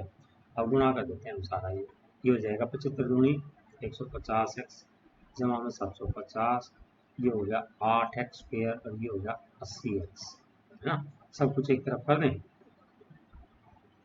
ये जाएगा हमारा 8x² जमा में 80x घटा में 150x घटा में 750 बराबर है 0। इसको और अच्छे से लिख देंगे, 8x² जमा ये दोनों को करेंगे तो क्या हो जाएगा, घटा 70 और ये बचेगा घटा 750x, सॉरी 750, ये बन जाएगा हमारा समीकरण। अब इसमें एक चीज देखें, हम सारे में से 2 को मनाने लग रहा है, पूरे समीकरण में से 2 आ गए तो पूरे समीकरण ऐसे भी कर सकते हैं, लेकिन वो आसान हो जाएगा। पूरे समीकरण को 2 से बात कर दीजिए, ये क्या बन जाएगा आपका 4x² घटा में 35x घटा में इसका आधा 750 का आधा हो जाएगा 375 बराबर है 0। अब फिर इसको क्या बोलते हैं, इसके समीकरण को हल करेंगे। समीकरण को हल कैसे करेंगे भैया, इसको 4x² माइनस 35x माइनस 375 बराबर 0 उसी तरह कर देंगे। a इंटू सी, a 4 है, c घटा 375 है, दोनों को गुणा कर दें, 4 पंजे 20, 4 सत्ते 28 और 2 30, 4 तिये 12, 12 और 3 15, ये आ गया घटा का 1500 और b है हमारा 35। अब 35 के 2 टुकड़े करने हैं आपको, इस 35 के 2 टुकड़े करने हैं, दोनों टुकड़ों की गुणा करें तो कितना आ जाएगा भाई हमारा घटा का 1500, ठीक है। और दोनों टुकड़ों को जोड़ें, अगर दोनों टुकड़ों को जोड़ोगे तो b आना चाहिए, मतलब 35 आना चाहिए, दोनों टुकड़ों को गुणा करें तो 1500 आना चाहिए।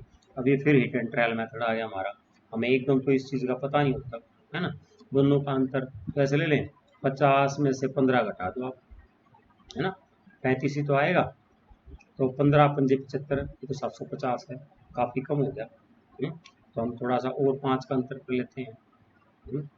ये कर लिया आपने 45 और कितना हो जाएगा 45 और 30, है ना, 45 और 30 कर लिया हमने इसको, ये होगा 0 3 पंजे 15, 3 12 13, तो और भी कम हो गया, है ना, पहले कितना था ये, ठीक है। अब हम इसको ले लेते हैं, इनका अंतर ये मैंने गलत कर दिया, सॉरी, ये 45 और 30 तो गलत है, क्योंकि अंतर तो 35 होना चाहिए ना, इनका अंतर जो 2 नंबर लेंगे उनमें डिफरेंस कितना होना चाहिए, 35 होना चाहिए माइनस का।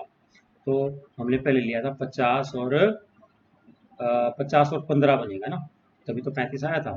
तो अब 60 और 25 ले लो, थोड़ा सा है ना, 60 में से 25 घटा देंगे, पहले तो यही देख लो, 60 में से 25 घटाएंगे तो घटा 60 में से 25 घटा दे, एक में से दूसरा घटाएंगे तो कितना आएगा घटा 35, है ना। अब इनकी गुणा करके देख लेते हैं, 60 की और 25 की, 0 6 पंजे 30, 6 दूनी 12 और 3 15, ये आ गया, ठीक है ना। तो हिट एंड ट्रायल मेथड है, 2 3 ट्राई करेंगे तो हो जाएगा। तो ये हो गया हमारा घटा 60 और ये हो गया 25 जमा का, ठीक है। तो इन दोनों को गुणा करते हैं तो कितना आ गया 1500, ये हमने तोड़ दिया, मिडिल टर्म को तोड़ दिया, ये हो गया आपका 4x² क्या आया है घटा 60x जमा में 25x घटा में 375, ये आना चाहिए भैया, ये इसको तोड़ के लिख दिए 2, है ना। इन दोनों को गुणा कर, इन दोनों को वापस करेंगे तो वापस क्या आ जाएगा हमारा, ये आ जाएगा। अब क्या करते थे हम, अब पहले 2 में से कॉमन और आखिरी 2 में से कॉमन, ऐसे ही करते थे, बराबर का निशान लगाना पड़ेगा क्योंकि ये तो एक हमारा समीकरण है।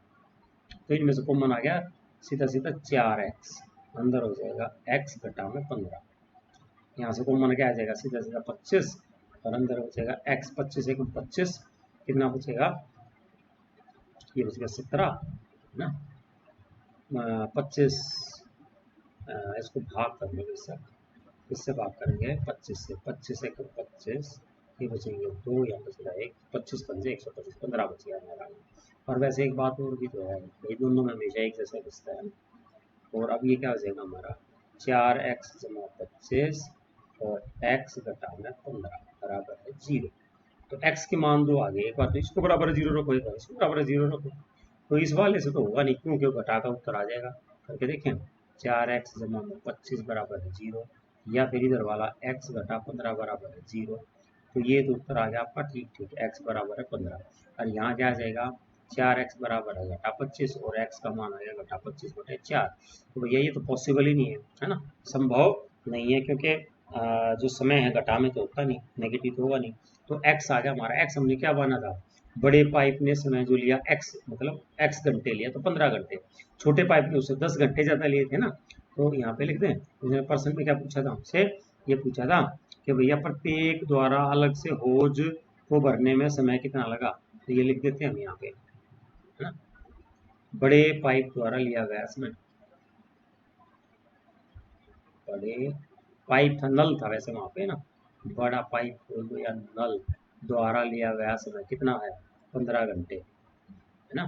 छोटे पाइप द्वारा, छोटे नल बोल दो या पाइप द्वारा कितना समय ले लेगा वो, 10 घंटे ज्यादा। मतलब 15 से 10 घंटे ज्यादा कर देंगे तो क्या हो जाएगा, 15 + 10 बराबर है 25 घंटे में छोटे वाला भी पानी को, उसको टैंक को भर देगा। अगला सवाल, इसने बोला मैसूर और बेंगलोर के बीच 132 किलोमीटर यात्रा करने में एक्सप्रेस गाड़ी, जो एक्सप्रेस रेलगाड़ी है, वो एक्सप्रेस रेलगाड़ी सवारी गाड़ी से 1 घंटा समय कम लेती है। एक बात तो ये बता दीजिए, ठीक है। इसकी इतनी बात सुन लें। बोला भाई ये तो दो स्टेशन हमारे, एक स्टेशन को हम एम एम मैसूर को मैंने एम बोल दिया, ठीक है। दूसरा बेंगलोर, बेंगलोर को बी बोल दिया। इनके बीच की दूरी है दोनों स्टेशनों के बीच में 132 किलोमीटर, ठीक है। अब इसमें दो गाड़ी हैं, एक तो हमारी एक्सप्रेस गाड़ी चलती है भाई। एक्सप्रेस गाड़ी क्या होती है, कहीं कहीं रुकती है, हर स्टेशन पे नहीं रुकती। तो ये फास्ट है थोड़ी सी ना, तेज चलती है ये, कम समय लेती है। फास्ट भी चलती है, इसकी स्पीड भी ज़्यादा होती है और टाइम भी कम लेगी। एक्सप्रेस क्या करेगी, फास्ट और कम समय दोनों काम हो गए। हर जगह रुकेगी नहीं, स्पीड भी तेज। और जो पैसेंजर बोल दें, जो हमारी सवारी गाड़ी है, सवारी गाड़ी को हमने बोल दिया पैसेंजर वाली ट्रेन, ये हर स्टेशन पर रुकेगी बेचारी। हर स्टेशन पर रुकेगी तो थोड़ी इसकी स्पीड भी कम ही होती है और समय भी ज़्यादा लेगी, है ना। यहाँ पे कम समय के बजाय क्या हो गया, उल्टा हो गया, ज़्यादा समय। दो ट्रेन है, ठीक है। जो एक्सप्रेस है वो फास्ट चलती है, कहीं कहीं रुकती है तो जल्दी पहुंचा देगी। जो दूसरी वाली ट्रेन है हमारी पैसेंजर ट्रेन है, वो स्लो चलेगी और हर जगह रुकेगी तो ज़्यादा टाइम ले लेगी। अब इसने आगे तीसरी बात क्या बताई हमें, यदि एक्सप्रेस रेलगाड़ी की औसत चाल सवारी गाड़ी की औसत चाल से 11 किलोमीटर अधिक, तो दोनों की रेलगाड़ी की औसत चाल ज्ञात करो। औसत मतलब एवरेज, नॉर्मल स्पीड दोनों की, ठीक है। तो इसने यहाँ पे बोला कि जो एक्सप्रेस रेलगाड़ी की औसत चाल सवारी गाड़ी की चाल से 11 किलोमीटर प्रति घंटे ज्यादा है। मतलब कि भाई जो ये एक्सप्रेस ट्रेन है पैसेंजर ट्रेन से 11 किलोमीटर की स्पीड से ज्यादा चलती है। तो इसकी स्पीड हमें पता नहीं, किसी की भी नहीं पता, तो एक की स्पीड मान लेते हैं हम। इसकी स्पीड कितनी मान लूँ मैं, x किलोमीटर मान लेंगे इसकी स्पीड। तो ये गाड़ी है हमारी पैसेंजर ट्रेन है, इसकी स्पीड मान लें हमने x किलोमीटर प्रति घंटा। तो जो एक्सप्रेस ट्रेन है उसकी ऑटोमेटिकली कितनी होगी, इससे 11 ज्यादा है तो इसकी स्पीड होगी x किलोमीटर प्रति घंटा, है ना। दोनों की स्पीड, इसकी स्पीड होगी x किलोमीटर प्रति घंटा, और तेज चलती है उसकी होगी एक्सप्रेस की x+11। और इसने एक बात और बता दी कि 1 घंटा कम समय कौन सा लेती है, ये 1 घंटा कम लेगी, क्यों भाई, तेज चलती है, ठीक है। तो समय का सूत्र हमें पता है पहले से। समय का सूत्र क्या होता है भाई, दूरी बटे चाल, दूरी बटे चाल। तो दोनों के जो हम ये लिख दें भाई, किसने कितना समय लिया, यहाँ पे लिख दूं एक्सप्रेस ट्रेन लिख दें, हिंदी में लिख देते हैं, इंग्लिश में भी लिख सकते हो, ये एक्सप्रेस का लिख दो भैया,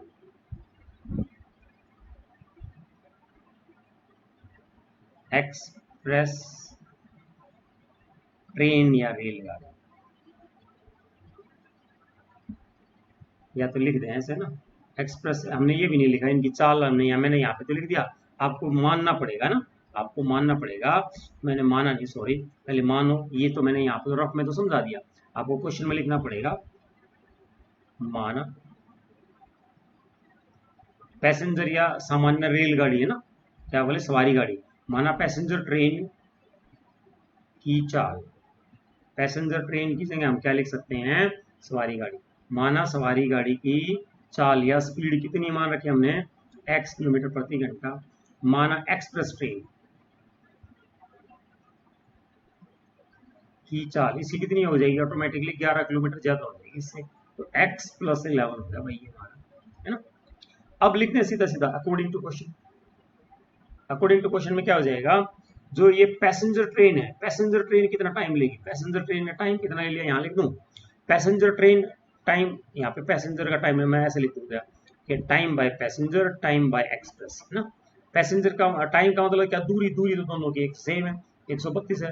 पैसेंजर की चाल कितनी थी, स्पीड कितनी थी, x किलोमीटर, ये रहा पैसेंजर ट्रेन की स्पीड है, जो सवारी गाड़ी थी सिंपल, उसकी स्पीड थी x, तो ये हो गया टाइम पैसेंजर ट्रेन ने कितना लिया।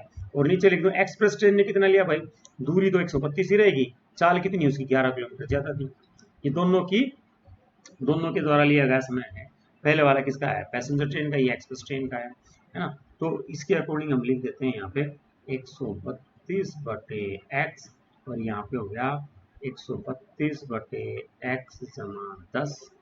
ठीक है, ये दोनों ट्रेन का समय है, किसने ज्यादा ले रखा है, 1 घंटा कम समय कौन सी लेती है, सवारी गाड़ी से 1 घंटा कम लेती है एक्सप्रेस ट्रेन। एक्सप्रेस ट्रेन कौन सी भाई हमारी, ये एक्सप्रेस ट्रेन है ना, और ये कौन सी है, पैसेंजर ट्रेन है, ये पैसेंजर ट्रेन है। तो 1 घंटा कम कौन सी ले रही है, ये 1 घंटा कम ले रही है, 1 घंटा कम ले रही है। तो अब बराबर का निशान लगा दिया आपने बीच में, यहाँ पे बराबर है, ये 1 घंटा कम टाइम लेती है, बीच में बराबर है, इसका मतलब यहाँ पे क्या करना पड़ेगा, 1 जोड़ना पड़ेगा। और वैसे भी हमें पता है इस बात का कि भैया जिसका हर बड़ा है वहां पे जोड़ दो, क्योंकि समय बराबर करना है हमें। ठीक है, अब इसको हल कर देंगे। ठीक है, तो कैसे करते हैं इसको, मैं एक काम करूँ, उठा के इस तरफ ले आऊँ, यहाँ पे ले आइए 132 बटे एक्स घटा में 132 बटे एक्स जमा 10 बराबर है, 10 कहाँ से आ गई, ये 11 था भैया, ये मैंने 10 लिख दिया गलती से यहाँ पे, ये एक्चुअली 11 किलोमीटर है, एक्स प्लस 11, तो यहाँ पे आ गया 1। अब इनका एलसीएम ले लेते हैं, एक्स इंटू एक्स प्लस 11। अब इनका एलसीएम लेंगे, एलसीएम लेने से पहले एक काम और कर दूं, 132 को बाहर निकाल दूं, है ना, 101 यहाँ पे लिख दूं मैं, वो मैंने थोड़ा सा एक स्टेप कम कर दिया, 132 बाहर निकालोगे तो क्या बचेगा, 1 बटा एक्स घटा में 1 बटा एक्स जमा 11 बराबर है 1। अब इस स्टेप से देखेंगे, इससे अगला एलसीएम मैंने ये ले लिया, तो यहाँ पे क्या आ जाएगा आपका x प्लस 11 माइनस एक्स, और इधर कितना आ गया आपका 1, कुछ कटता वटता है काट दो भाई। अब नीचे क्या बचेगा, 132 गुना 11, ऊपर ये बचेगा, नीचे बचेगा x into x plus 11 is equal to 1। आगे लेके जाएं, अब क्या करेंगे हम, ये वाला जो है हमारा इधर लेके आ जाएंगे, गुणा कर देंगे, क्रॉस मल्टीप्लिकेशन ना। तो 132 गुणा में 11 बराबर है x इंटू एक्स प्लस 11, इनको गुणा कर देते हैं भाई, 132 गुणा 11, 11 दूनी 22, 11 तीन 33, 33 मतलब 35, है ना, और 11 एकम 11, 1452 आ गए। तो ये आ गया हमारा 1452 बराबर है एक्स स्क्वायर जमा 11x। तो इस तरीके से हमारा एक समीकरण बन गया यहाँ पे, x square plus 11x minus 1452 मतलब 1452 बराबर है 0। ये समीकरण बन गया। अब हमारा काम है इस समीकरण को हल करना। पहले तो समीकरण बना दो भाई, और समीकरण बनने के बाद क्या कर देंगे, हम उनको हल करेंगे। ठीक है, ये हमारा काम बढ़ गया है। इसको किस तरीके से करेंगे, इसको करने के हमारे पास वही 3 तरीके हैं, या तो फैक्टराइजेशन था, गुणनखंड विधि थी, एक था कंप्लीटिंग द स्क्वायर, और एक था हमारा क्वाड्रेटिक सूत्र या क्वाड्रेटिक फार्मूला। इसमें हम निकाल लेंगे a इंटू सी, ए हमारा 1 है, सी हमारा घटा 1452 है, तो ए सी आ गया आपका 1452 1452, और बी है सिंपल 11। तो 11 के 2 टुकड़े करने पड़ेंगे, 11 के 2 टुकड़े कर लो, उन दोनों टुकड़ों की गुणा करेंगे तो कितना आना चाहिए, घटा का 1452, और दोनों टुकड़ों को जोड़ोगे तो वापस 11 आना चाहिए। फिर आ गया हिट एंड ट्रायल मेथड, कोशिश कर लेंगे, सीधा सीधा अंतर 11 का होना चाहिए, तो 50 में से कितने घटाऊं 11 आ जाए 39, है ना, 11 आ जाएगा। अब इनकी गुणा करके देख लें, आइडिया हो जाता है ऐसे, है ना। तो 0 5 नहीं 45, 5 के 15, 15 और 4 19, तो 1900 ज़्यादा बड़ा हो गया है ना, तो और छोटा कर ले कुछ भी, है ना। तो 40 कर दूँ मैं यहाँ पे, 40 में से कितने घटाऊँ मैं, 40 में से 29 कर दो, है ना, तभी तो 11 बचेंगे। तो इसको 0 4 निम 36, 4 दूनी 8 3 11, ये ज़्यादा कम हो गया, तो थोड़ा सा बीच में कर लें कुछ, 44 और 33 कर लिया मैंने, अंतर क्या आ गया, गुणा कर दें, 3 चौक 12, 3 चौक 12 रहेगी 13, 3 चौक 12, 3 चौक 12 रहेगी 13, ये 2, ये 5, ये 4 और ये कड़क कर जाएगा ना। तो इस तरीके से 2-3 बार आप करके देखोगे आसपास से ऊपर नीचे, तो आइडिया हो जाएगा, और ये ही सीखने की बात है। ठीक है, ये हो गया एक्स पे। इस विधि में जो गुणनखंड विधि है इसमें औरों की अपेक्षा कम समय लगता है जमा में। इसको क्या लिख दिया आपने, 44x घटा में 33x घटा में 1452। ठीक है, तो आप याद रखो 1452 को हम ऐसे भी लिख सकते हैं, क्या, 44 गुना 33, क्योंकि अभी तो लिखा आपने ऊपर है ना, ये दोनों गुणाई तो कर रखी है, ये सारी हमने 44-33 की गुणा की तो 1452 आया था। तो 1452 मतलब हमारा 33 गुना में 44। तो अब यहाँ से पहले दो में से कॉमन ले लेंगे, फिर ये दो में से कॉमन ले लेंगे। अब एक छोटी छोटी सी बात है, ये क्या लिखा है 1452 की जगह हम ऐसे लिख दूँ, मैं छोटा सा मन मन में सोच लो आप भैया, 1452 के साथ साथ ये इसको आप ऐसे भी लिख सकते हो 33 गुना 44। तो पहले दो में से कॉमन क्या आ गया, पहले दो को हम कलर कर लेते हैं, पहले दो क्या हो गया हमारा ये वाला, तो इसमें से कॉमन आ गया एक्स, तो कुछ आया नहीं है ना, तो एक्स आएगा तो अंदर बचेगा एक्स जमा होगा 44। अब अगले इनमें से कॉमन, देखिए ये तो 33 है, यहाँ पे ये है 33 गुना 44, 1452 भी है लेकिन कैसे भी लिख सकते हैं, तो 33 कॉमन इजिली आ गया, घटा 33 आ गया बाहर, अंदर बचेगा x जमा, क्योंकि घटा बाहर आ चुका है 44 बराबर है 0।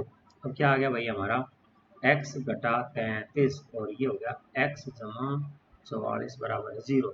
तो दो x के दो मान आ गए, इसको 0 बराबर, इसको 0 बराबर रखेंगे 33 आ जाएगा, इसको 0 के बराबर रखेंगे घटा 44 आएगा, ये तो पॉसिबल नहीं है। तो x का मान आ गया हमारा 33।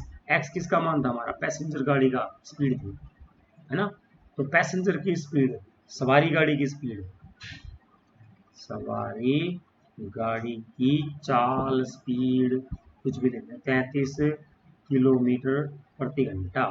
फिर थी एक्सप्रेस, एक्सप्रेस गाड़ी की चाल वो कितनी हो जाएगी, इसमें 11 जोड़ दो, क्योंकि उसने बोला था भाई 11 किलोमीटर ज्यादा है, तो ये हो जाएगी हमारी 44 किलोमीटर पर आवर, दोनों की स्पीड आ गई हमारी।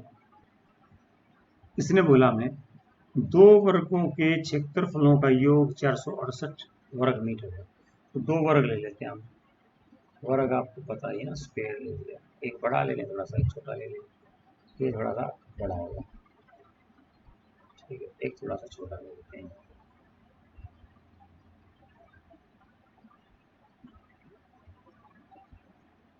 दो वर्ग ले लिया, ठीक है भाई। इसने बोला इनके वर्गों के क्षेत्रफलों का जोड़, इसका क्षेत्रफल मतलब इसका एरिया दोनों के, ये इसका एरिया का जोड़ है 468।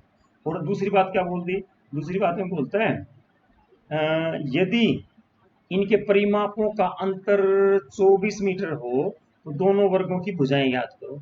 तो इनके दो बात बता दी, इनके एरिया, इनके क्षेत्रफल का जोड़ तो है 468, और भाई इनके परिमापों का अंतर है 24। परिमाप किसको बोलते हैं हम, परिमाप का मतलब क्या हो जाता है, सारी भुजाओं की लंबाई का योग, सारी भुजाओं की लंबाई का योग परिमाप। तो इसका परिमाप और इसके परिमाप का अंतर है कितना, 24।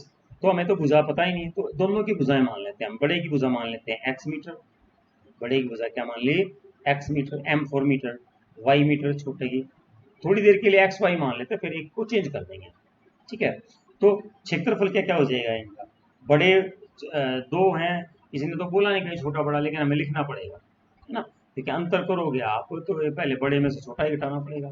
तो इसका क्षेत्रफल यही लिख दूं, क्षेत्रफल होता है कि हमारा भुजा गुणा भुजा, क्षेत्रफल या एरिया होता है, इसको एरिया लिख देते हैं, क्या हो जाएगा भुजा गुणा भुजा, भुजा गुणा भुजा, साइड इंटू साइड है ना, साइड इंटू साइड भी बोल सकते हैं इसको हम। तो इसका एरिया ए लिख दूं, ए फॉर एरिया क्षेत्रफल, तो ये हो गया x square, A for area मतलब क्षेत्रफल क्या हो गया इसका वाई स्क्वायर, क्योंकि भुजा गुणा भुजा, इसकी गुणा भुजा एक्स है तो एक्स स्क्वायर इसका क्षेत्रफल है, इसकी भुजा एक वाई है, सारी वाई वाई हो जाएंगी, ये तो वर्ग है, ये भी एक्स, ये भी एक्स, ये भी तो सारी एक्स एक्स, ये भी सारी वाई वाई, तो इसका क्षेत्रफल हो गया भुजा गुणा भुजा वाई। अब इसको लिख दें हम, माना कर दें, ऐसे लिखना तो पड़ेगा, माना वर्गों की भुजाएं, बड़े की एक्स मीटर मान ली और छोटे की वाई मीटर मान ली, ठीक है, पूरा भी लिख सकते हो, माना बड़े की भुजा एक्स मीटर, छोटे की भुजा वाई मीटर, ऐसे भी लिख सकते हो अच्छे से, है ना। दोनों का क्षेत्रफल, दोनों का क्षेत्रफल लिख दूं या तो एरिया लिख दूं, कितना हो जाएगा, एक का एक्स स्क्वायर है, एक का वाई स्क्वायर है, दोनों का परिमाप, है ना, या ऐसे लिखूं वर्गों का क्षेत्रफल, ऐसे ज्यादा ठीक है, दोनों का तो कुछ और ही मीनिंग निकल, वर्गों का क्षेत्रफल, इसमें क्या लिख दूं मैं, वर्गों का परिमाप। परिमाप का मतलब भाई सम ऑफ ऑल साइड्स, है ना, sum of length of all side, सारी भुजाओं का योग, सारी भुजाओं की लंबाई का योग। तो ये भी एक्स, ये भी एक्स, ये भी एक्स, चारों एक्स एक्स, तो सारी एक्स चार बार जोड़ोगे तो क्या हो जाएगा, चार एक्स, दूसरे का क्या हो जाएगा, चार बार वाई जोड़ दो, वाई वाई वाई वाई, तो क्या हो जाएगा, चार वाई। ठीक है, अब लिख देंगे प्रश्न के अनुसार, according to question. According to question इसने क्या बात बोल दी भाई, हमें बोला इनके क्षेत्रफल का जोड़ दो 468 है, तो क्षेत्रफल कहाँ कहाँ है, ये दोनों के क्षेत्रफल हैं, ये दोनों के क्षेत्रफल हैं, क्षेत्रफलों का जोड़, क्षेत्रफलों का जोड़ क्या हो गया भाई, एक्स स्क्वायर जमा वाई स्क्वायर हो गया हमारा 468, ये बन गया एक समीकरण। एक दूसरा और बना लेते हैं, परिमापों का अंतर, परिमापों का अंतर, यहाँ पे अगेन, अगेन मतलब दोबारा, प्रश्न के अनुसार, अगेन अकॉर्डिंग टू क्वेश्चन। परिमाप, बड़े का परिमाप 4x हो जाएगा, छोटे का परिमाप 4y, ये लिख चुके हैं परिमाप, ये इनके परिमाप क्या क्या है, बड़े का ये, छोटे का ये, आप अलग से लिख सकते हो, बड़े वर्ग का परिमाप 4x, छोटे वर्ग का परिमाप 4y। इनका अंतर इसने कितना बोल दिया, 24 बोल दिया, सवाल में शुरू में बोल दिया इसने, ये रहा इनके परिमापों का अंतर 24 मीटर है। दो समीकरण बन गए, इस समीकरण में काम करते हैं हम 4 से भाग करते हैं, क्योंकि किसी भी एक समीकरण में या इक्वेशन में सारी चीज को भाग होते कर देते हैं, ये आ गया आपका 4 से भाग करेंगे, x माइनस वाई बराबर है 4 6 24 6, ये 2 आ गया। अब हम एक काम और कर लेते हैं, दो समीकरण हमारे पास, हमें या तो x में बनाना है, क्योंकि ये हमारा जो चैप्टर है इसमें एक ही वेरिएबल लेंगे, एक ही चर ले लें, या तो x या तो y, तो किसी एक का मान निकाल लेते हैं हम यहाँ पे, एक की x की वैल्यू निकाल के दूसरे में रख देंगे, ऐसे भी सवाल कर सकते हैं। इसका दूसरा तरीका भी, ये थोड़ा सा आसान है इसलिए मैंने इससे कर दिया, इस x के मान को हम कहाँ पे रख देंगे, इस x के मान को यहाँ रख देंगे, दूसरे समीकरण से x का मान लेंगे, ये कुछ कुछ हमारा जो चैप्टर था आप लोगों का दो चर वाले रेखिक समीकरण उस तरह का हो गया, लेकिन हम इसको अब द्विघात समीकरण बना देंगे।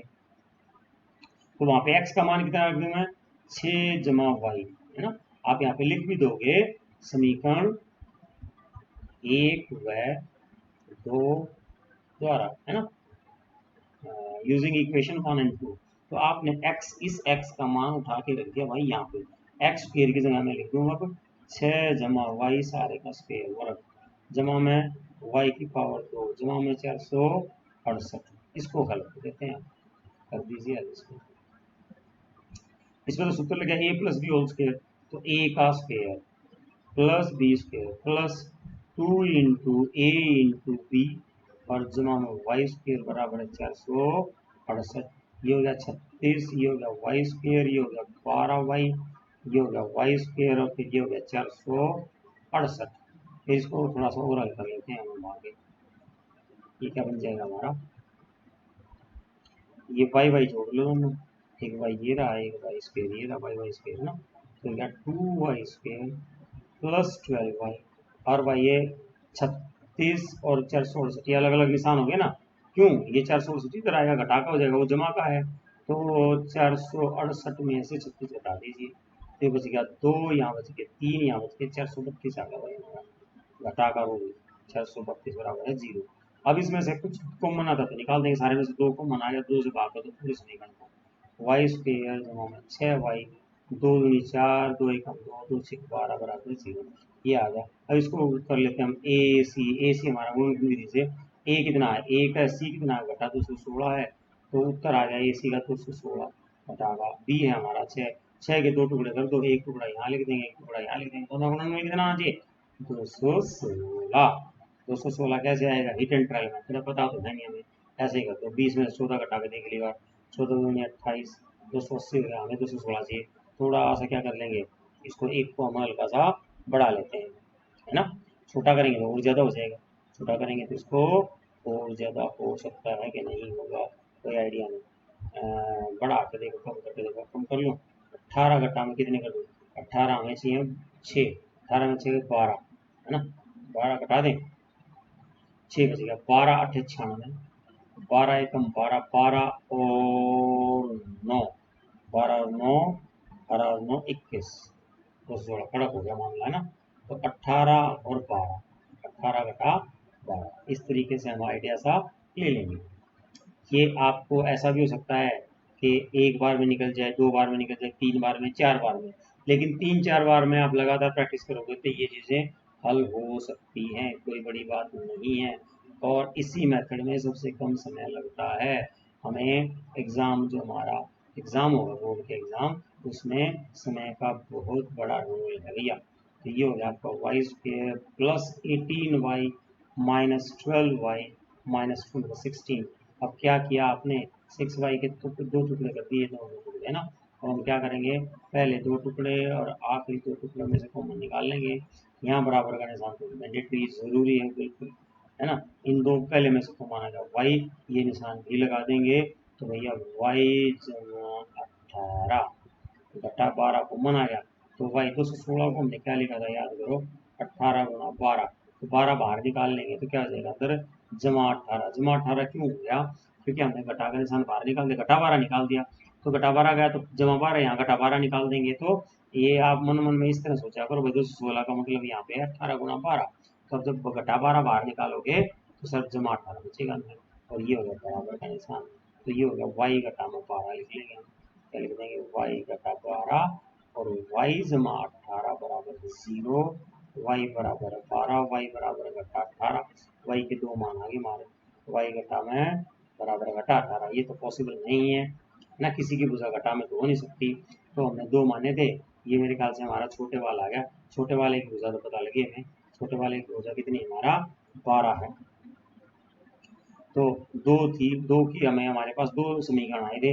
एक आ गया था हमारे पास x माइनस वाई बराबर है 6, एक समीकरण तो ये था। एक ये था एक्स स्क्वेयर जमा वाई स्क्वेयर 468। तो दोनों समीकरण में जिसमें हमें आसान लगता है, छोटा लगता है, उसी समीकरण में इस y के मान को रख देंगे, x का मान निकल जाएगा। तो ये शायद छोटा है, इसी में लिखते हैं। समीकरण 2 था ये, है ना। देखो ऊपर ध्यान से, खुलजा समसेन, खुलजा खुलजा खुलजा खुलजा खुलजा खुलजा खुलजा खुलजा खुलजा। ये देखिए, ये हमारा समीकरण 1 था, है ना। इनका क्षेत्रफल जोड़ दिया था, ये परिमाप का अंतर से तो दूसरा समीकरण आ जाता है, x घटा y बराबर है 6। तो हम इस दूसरे समीकरण में मान रख देंगे और हमारा सवाल इस तरीके से हो जाएगा। हमने इसमें रख दिया यहाँ पे y का मान रख देंगे, x घटा y बराबर 6। y कितना कितना रख दूंगा यहाँ पे 12। तो x हो जाएगा हमारा 6 जमा 12, x बराबर है 18 मीटर। हमारी क्या थी, दो वर्ग थे, एक छोटा वर्ग था, एक बड़ा वर्ग था, है ना। तो जो छोटा वर्ग था, बड़ा वर्ग था, इसी भुजा x मान रखी थी। तो छोटे वर्ग की भुजा की लंबाई 18 मीटर लिख दो, आप अच्छे से। सॉरी उल्टा बोल गया, बड़े वर्ग की भुजा की लंबाई, छोटे वर्ग के भुजा की लंबाई 12 मीटर।